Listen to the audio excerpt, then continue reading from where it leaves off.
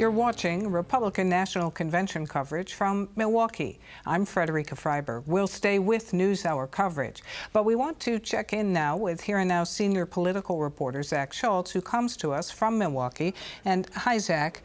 So a Wisconsin Republican congressman today wanted to talk about his allegations of political violence against him outside the RNC. What can you tell us about this?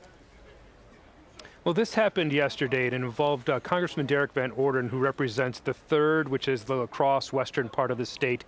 He's in first term. He's been heavily targeted by Democrats all along. A little bit of a controversial member. He's had some anger issues with some incidents in his district. Tried to bring a loaded gun onto a flight. He got in trouble for yelling at pages at the Capitol in the last session. So apparently he was in line and was bumped by a member of Code Pink, which is a protest group. Van Orden this morning to the breakfast delegation described this person as a glory-seeking Hamas slipknot. In words to that effect, this woman was a Palestinian, and she says she was actually targeted by Van Orden, but apparently she has been charged with battery to a sitting member of Congress, which is ironic because Van Orden, in his description to the delegates, said this morning he's been hit harder by a blast of air from a hairdryer. But this is how he described the incident to the members of Wisconsin's delegation. And we will not tolerate this any longer.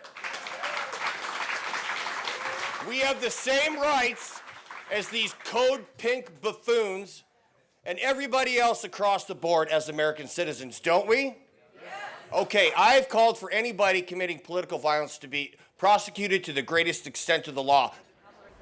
So he certainly is fiery. But moving into another matter, we talked about a shooting yesterday, and Columbus, Ohio police did, in fact, shoot and kill a Milwaukee man armed with a knife who was reportedly living in a tent at King Park. What do you know about the community reaction to that?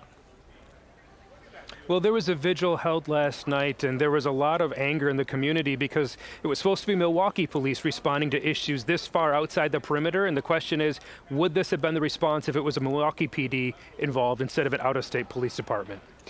That's people are definitely talking about that in the community. So we wind into our final days of this convention, and we do expect, of course, to see most of the delegates in their seats tonight and tomorrow. Zach Schultz, thanks very much.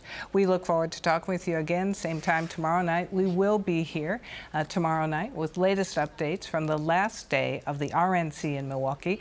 On Friday, join Here and Now at 7 for full coverage of the convention and what it means for Wisconsin.